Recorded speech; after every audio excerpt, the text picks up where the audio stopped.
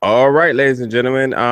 This is Two Chains from the Big O Butt Wrestling Podcast, along with my co-host Jamal the Giant Crab, and welcome to another episode tonight. A special episode at that. Jamal, how you doing today?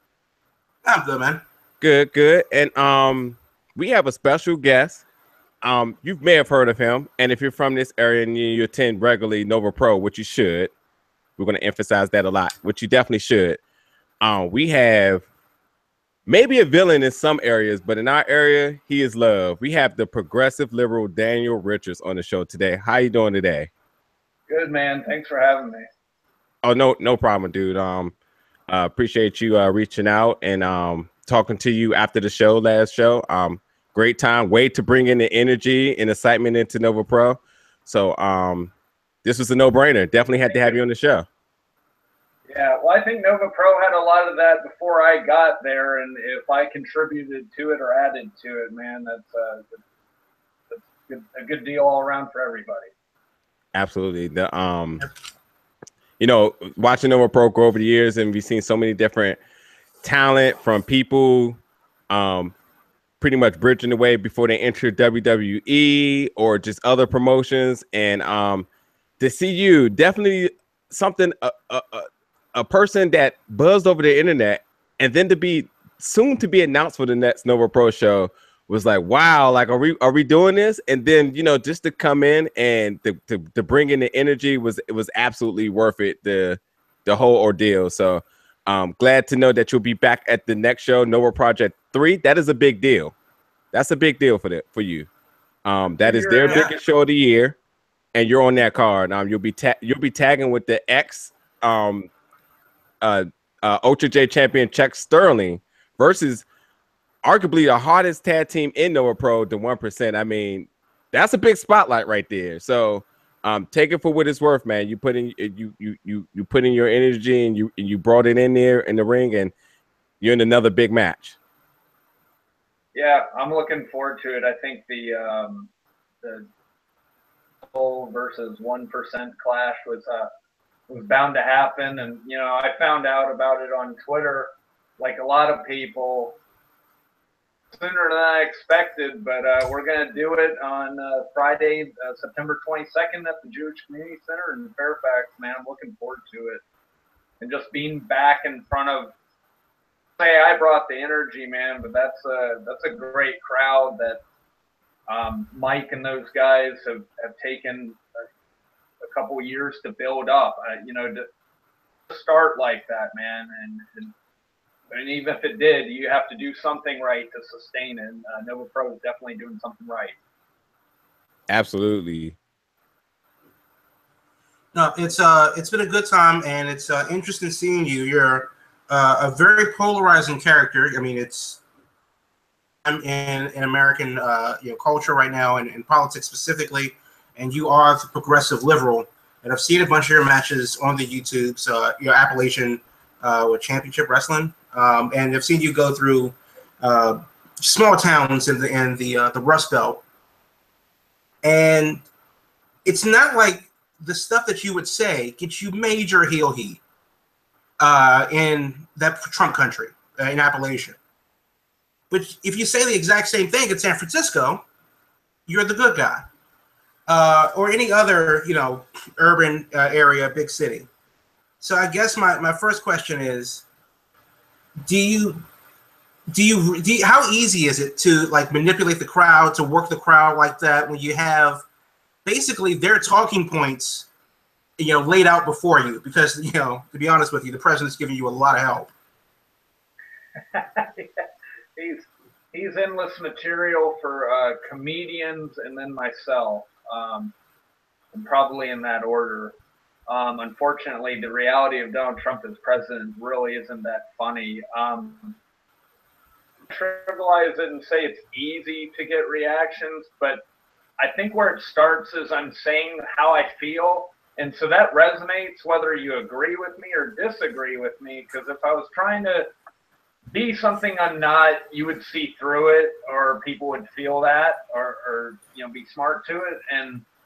But the fact that I do feel how I feel, it comes across, and I think that's where I get the reaction wherever I go, and that reaction is going to be based, I guess, essentially on what the electoral map looks like in that area. Now you get that reaction, but you're also working in the middle of Trump country. And how do the guys in the back that don't know that it's a work, that don't know that, well, even though this is based in reality, I'm just out here trying to make a play. This is my gimmick. Is there any real heat in Backstage because of what you're saying to the audience and for those audiences? Well, I'm not sure what you mean when you say the guys in the back that don't know it's a work, because if they don't know it, there's two sides of that. Okay, I'm legit, like I'm a real liberal, like I'm not a Republican trying to be a liberal. So there's no work about that. And I mean, as far as being smart to business, you hope anyone that's in the back is. So I think, during my time at Appalachian Mountain Wrestling, those guys, I mean, I'd hate to tear down the wall, but people are watching this on, YouTube and Skype, where we on Twitter Live. All of it. Club Penguin, all of it. We're all over social media live right now. So anyways, they're probably already aware. But so anyways, the guys in that Appalachian Mountain Wrestling, especially when this took off the way it did, appreciated whatever attention it brought to the promotion. Well, good. I mean, that's obviously what you want. That's the point of all of this. Yeah, I'm lucky. I've not experienced a lot of jealousy, at least not to my face. Well, not necessarily the jealousy because you have taken off like a rocket, but just kind of like, people that are unaware that they're being caught up in the gimmick as well. I know that, as a fan, you're talking directly to us, but as somebody that's not really, smart to your gimmick, they may see this guy come in, fresh like Footloose and just go like, okay, well, I know I didn't like him before, but I definitely don't like him now. Now that he pulls out all of the Hillary Clinton paraphernalia and he goes, and a person, a local guy that doesn't know his way out of, out of his own house may not understand that, listen, dude, same paycheck, but this is my gimmick and you have yours. And it would be like somebody like a Gangrel going into a church revival wrestling show and fish fry, and then people go, "Oh hell no, we gotta get him out of here." Yeah, I did a church show. They were just as vehemently against me as anyone else. I wasn't really feeling the love that day.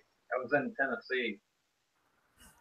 But I guess I have to say, no matter what happens in the ring, and the people that yell at you, I mean, this change of dialogue between you and kids and old ladies is absolutely stunning and stellar. And I just want to know, like, how do you still have a good time out of it, knowing that while you're trying to do what you're doing, and saying what you said, people are legitimately trying to go for the low blow with you. They're going for the kill, but how do you ultimately still factor in having a good time with that?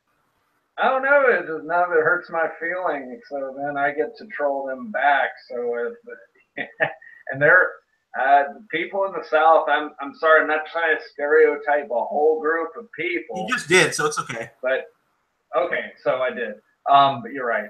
But they make it very easy to troll them. I was in Hillsville, Virginia, a couple weekends ago. Did a Sunday festival show. Hated me as much as this, and I had a guy in the front row take his shirt off and want to fight me, and I mean, what can you do but just laugh?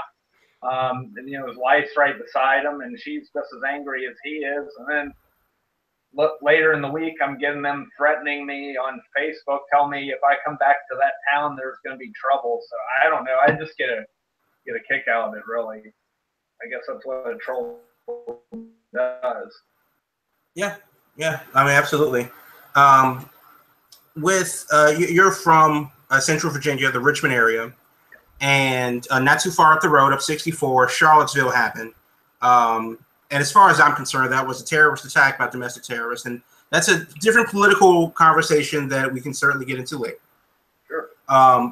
However, given that your gimmick is what it is, and that politics and wrestling are kind of like the separation of church and state, it should happen, but it kind of intermingles every now and again.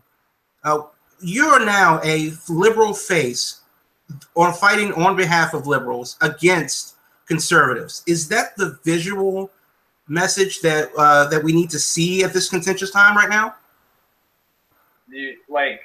Are you asking me because of the events in Charlottesville? Well, Charlottesville being the most recent thing, but just in general, since Trump first announced that he was going to be elected, to now he's playing chicken with North Korea and nuclear weapons. Whether Charlottesville happened or not, or whether Michael Bennett in Las Vegas happened or not, or the number of different things that happened to people or not, it's still been a very contentious time politically in this country. With that said, we now have a visual representation of the liberals versus, or the Antifa, or whoever the hell, versus the conservatives or the neo-Nazis or the damn frog. Whatever it is, we now have a visual representation of that. Does that weigh on you as to how you portray your gimmick? I mean, there are people who've never heard of you, and you're doing the rounds on national news, and they're going, well, and you can see in the Facebook comments, well, that's what the liberals do. They got to fight about it because because they lost, and so on. Obviously, people will project whatever their own agenda is, but just in general, we have a visual reference to the liberal versus conservative conversation. And you are physically involved in that. Yeah. Okay. So my thoughts on that are, no, it does not weigh on me. And the reason it does not weigh on me is because at the end of the day, so the marquee says wrestling. So the hook is politics. So that our job is to create emotion within people and entertain people at the end of the day. So, if I'm in Annandale, I'm speaking a lot of what's on those people's minds. If I'm in, Podunk, West Virginia, I'm speaking, to a lot of those people's fears or what they hate or what they dislike, and I'm creating emotion that way. So it all works the same. And, the stuff that's going on in the world is outside of my control. I want to be careful because I don't want to remind people of their problems per se, but I do want to push that button one way or another, especially when I'm in the Bible Belt cold country. But I'm gonna keep pressing on, man. Oh, good. I mean, that's why you're there. That's what you're here to do. But go ahead. Oh, go ahead, Jamal. Sorry, follow-up question. Okay. So, Monument Avenue in Richmond is, they have a bunch of Confederate, generals, Robert E. Lee, Jeb Stuart, and stuff like that. Not wrestling related. What do you think should happen to that street? And how do you think that represents Richmond as a city? I think it's an interesting town. It kind of reminds me of like a Columbus, Ohio. Just a nice, like, cool, arty kind of town with a blanket of Confederacy over it. And that was kind of weird for me as a tourist there, since it's only a couple hours away from here. Yeah, I don't know why. I don't know, man. I don't know why they're still up. Why? I question that, just like I question why someone would be flying the Confederate flag. I have no respect for the Confederate flag whatsoever. And I saw that on YouTube. It was hilarious. Yeah.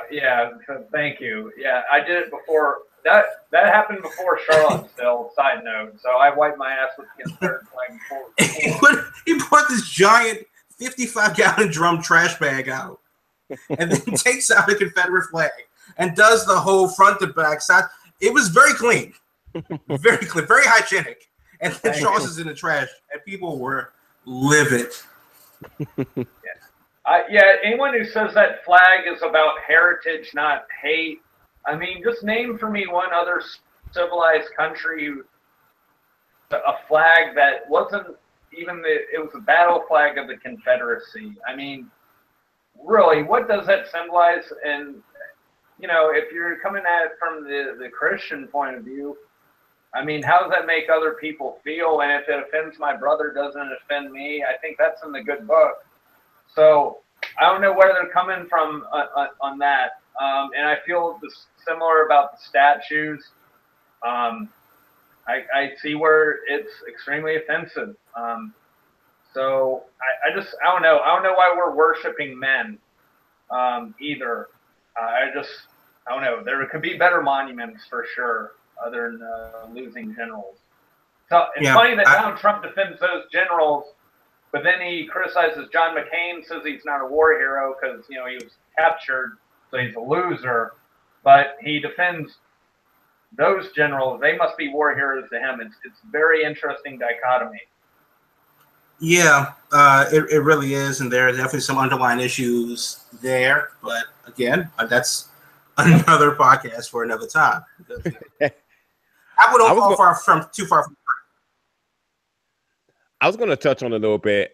You have definitely made your rounds on a bunch of news outlets, from Viceland, I've seen, Washington Post, just all over. Your face is you Google. You've done your works on the social media and news outlets. Gotten a little press. Right, yeah, and I seen, and again, upon meeting you after the show, you had your journalist who I spoke to as well too. Very nice guy as well. So you're definitely doing that, and I know that you told me, and I'll bring this up, that you want to focus on next that people understand what you stand for and what your gimmick is about, but you want to be able to prove that you also can legitimately wrestle as well too. What do you feel on that notion? I know you'll be scheduled for Nova Pro this month. Hope to see you again down the line as well with them as well. But what do you feel that you have to prove? Excuse me. How do you feel that you have to prove to get people to know that you can wrestle as well? Because the press wants the media and press, they love the drama and basically just whatever is just the next social media trend for the day. But overall, you want to be able to prove, because you could have went into politics full blown, but you're in wrestling. It's a great choice, but you want to be able to prove that you can do that as well too. Again, how do you feel that you're going to be able to prove that to the fans and also make a name for yourself as that as well? Well, I mean, I wanted to be a wrestler since I was a kid, and that's not changed, and nothing about any of the press I've gotten, any of the media, none of that's changed me. I'm still the same guy. And so if anything, it's just made me hungrier, because, it has given me a platform. And now the challenge is continuing to get booked, but in other places just outside of, I've wrestled in 9 states. I want to wrestle in 50 states and countries. I'm fortunate enough to have gotten booked in Canada next month. I'm super excited about that. And I think you're going to start seeing me in other cities. But every day is a test. And, that first night Nova Pro was a test. I have no qualms admitting that I was extremely nervous, because it was a different setting. And I knew, a lot of eyes were going to be on me. And there was an expectation there. And I just wanted to deliver, and I think I did. And, the match did, my interview did, it was on point. So I'm proud of it. And I think everywhere I've been booked, I've been proving myself. But I just got to keep going to new places and improving myself, because all the press I've gotten, like you said, it's the sound bites. So, they say you're not supposed to read the comments, but I do. And, there are people like, yeah, but can he work? So to me, I want that to be an affirmative yes. And I want other places to book me, and bigger places, and take as far as I can. And I don't care what side ventures come from the media attention, whether you see me in a documentary or whatever. I'm making towns. I love making towns. I love being on the road. I want to stop. And I won't stop until I can do it no longer. And I think too, you do a justice to indie wrestling, because again, a lot of the interviews focus on the particular character or gimmick, whatever it may be. But you also make sure that you extremely explain that the fact that indie wrestling is all over. It's not just in Kentucky. It's all over. It is in gyms. It is in your local churches. Promotions are all over. And I thought you brought a light to that because as much as they probably wanted to either get away from it or just had no acknowledgement to it as well, you make sure that you brought that in. And I thought that's a big thing, especially because of the fact of, like, again, as we said in the beginning of the show, indie wrestling is where people make their name before they, you know, go into other adventures or endeavors, whatever it may be. And people appreciate indie wrestling because that's where the heart is at. That's where people wants to show that they can do the work and they're just not just the name walking around or whatever. So I think a lot of people can appreciate that and get behind that. And this is another quick follow-up question is too, as far as being nervous to coming into Nova Pro, did you have, and I know by the map, it should have said, yes, I know they'll be accepting, but were you still at any all shocked of the amount of cheers that you received? Well, let me take you to that night. Like, so Brandon Money Green, who's been there for since the beginning, I believe, yeah. He comes out, he gets a pop. So I'm like, okay. And then he, you know, they know his catchphrase, cheat to eat. Right. And then, you know, then he brings up Trump and then he starts getting heat. So I was like, okay, probably going to be okay here. But yeah, you know, like Nova Pro, this is something I want to give them props on. I'm not trying to blow smoke, but at the same time, man, a lot of independent promoters do not do a good job promoting, and then they wonder why, you know, they don't have a full house. Nova Pro does a very good job promoting, and they were one of the first people to contact me. I believe first group outside, you know, my normal circle to book me, and then promoted me 6 weeks in advance at least. Yeah. So, yeah. Anyways, I just want to give them props for that. Shoot, where was that? Oh, anyways, I anticipated, so because of all the promotion and where I was going to be at, I anticipated getting a good reaction. What I got, man, I don't know. I don't even think the video does it justice, or maybe it's just bigger in my head. But I mean, man, it was yeah, it was cool. It was cool. I mean, it was some real emotion out there from me and everything, and it was a real treat because I'm not one of these heels that you know, secretly wants to be cheered. You know, I go and I do my job, and I don't care about getting booed. It doesn't hurt my feelings. And it's fine if rednecks and bigots don't like me.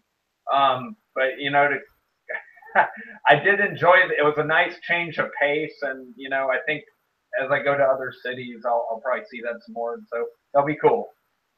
I just want to add too that you did say that Nova Pro, that was one of the best nights that you had in wrestling. So shout out to Mikey King, and Mike reaching out to you while he's you know, recently just had his baby is alone a big deal because the guy's been really busy. So you could take that for what it's worth.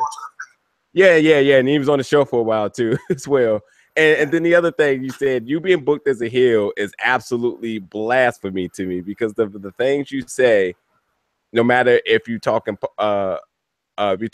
political or not, the things you say people should definitely be able to get behind. And it's just the fact of how certain promotions automatically book you as a heel is very questionable. But they could book me as a baby face and you know, wherever, but and do everything they can. You know, I mean, kind of like how it seems like no matter, at least when you watch on TV. Now I understand it might be different at house shows and you know, their live events, but no matter what they try to do with Roman Reigns, it's like he's getting booed. I think if you tried to book me as the ultimate baby face at, you know, in these southern towns, that Hillary Clinton shirt, that alone's probably going to turn them. And then if I'm making my, you know, throwing in my little political jabs, it's the same deal.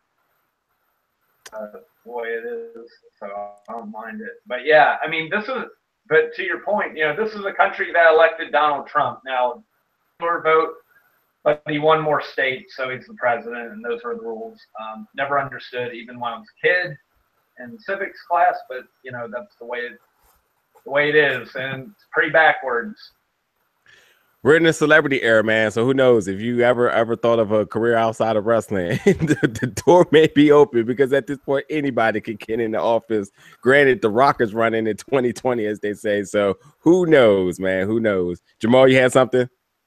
Yeah. Speaking of, just you personally, you do have a day job. We don't have to go into that specifics, but has the since the Deadspin article and your press on TV. You work in a fair middling public field, not like for office or anything, but does that affect in any way how you go about your day job? Well, it almost ended my day job because I was so the Deadspin story happened on Monday, June 26th. Yeah, I remember the date. I about remember the minute. Anyway, so like the next day, I'm a real estate agent. That's out there. So let's just put it out there. The next day I was at the office and I told my broker, I'm like, look, this stuff's going on. I don't know what's really happening. Like at that point I've been interviewed by Sports Illustrated and the interview requests were like coming in really hard, really fast, like one after the other. And, I told her what was going on, and then like MSNBC ran their thing. And what a lot of people don't know is for all the media that I've talked to, done interviews with, it's like 3-4 times that have just run a story on me, including stuff you see on TV. Yeah. So MSNBC, that first piece they ran on me, I never talked to them. They saw the Deadspin story and then put stuff together that was out there and ran a piece, which I was very grateful for. I'm not complaining at all. But so I go in 2 days later and that piece is run, and I almost got fired because we're not really supposed to mix. My broker was worried that, the office would get mixed up with politics, and, people of all parties buy houses. So right. that was a concern. So, and anyway, and I think she was under the impression like that I don't know, that I talked to MSNBC and knew what was going to, so, I mean, all that's, or like that any of this was normal for an independent pro wrestler. Like, it just happens all the time. I was just a matter of time before I got a big break, I was like, it's not normal. Not normal. None of this is normal. Right. It wasn't supposed to happen this way. Glad it did, but yeah, it's like, it's very unique. Not sure if we can all agree on this, but that might be considered fake news, right? What? Yeah, he just had to shoehorn that in there. Before we let you get out of here for the day, I would like to know, because I know that the tour bus doesn't end here. Give us a few dates where we can see you at. I know you say you got something in Canada, and what other appearances on any other outlets maybe we seeing you, if you can release any of that information right now. Yeah, so let's plug Nova Pro show on, because that's why we're all here right now. That's right. Nova Pro in Fairfax, Virginia, 7:30 bell time on Friday, September 22nd. Maybe my good friend Tucker Carlson might be in attendance. He told me he was on vacation for the last event. He said he wanted to come and bring his kids, so I'm gonna try to hold him to that. That's how you do it. And and so then let's see. So then from there I'm going to Atlanta for the first time for Atlanta Wrestling Entertainment on the 24th. And I've got dates in Canada in mid-October, as well as and then I'm going to Cleveland. I've been talking to some promoters in Philadelphia, Pittsburgh, places like that. But I've got dates to fill. I've got open dates for this year that I'm trying to fill. So I don't know if any bookers or promoters are watching, but if you've heard of me or seen me on the news, it might be worth bringing me in for a shot. Here, I've got boots, will travel, and look me, you won't regret it. Well, you got to put that information out there. Where can they reach you at? They can find probably the best way to get me is on my Facebook page, on my fan page. You can message me there.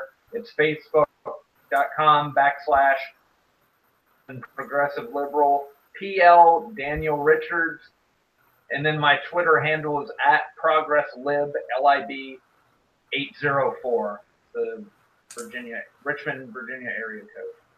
So contact me on there, and you can just now as of like a couple of days ago, my website went live. It's dantheprogressiveliberal.com. Check that out. For all the fans, I've got pictures, bumper stickers, T-shirts for sale, links to all that, links to my social media, links to all the media that's been out there with me. Really cool site, really well done, and I'm start blogging too. Nice. Cool. Yeah, that's great. Yeah. Well, that's awesome, man. Last question, and then we'll let you go. The Hillary Clinton book comes out Tuesday. How many copies have you pre-ordered? One for me and one for my cat. No, just one. Yeah, I mean, it's going to be interesting as she goes over the details of the Atlanta Falcons choke job that she had during the presidential election. But man, no, you didn't. Well, that happened, and we're still living through it. We certainly are in the midst of it, man. So you know what?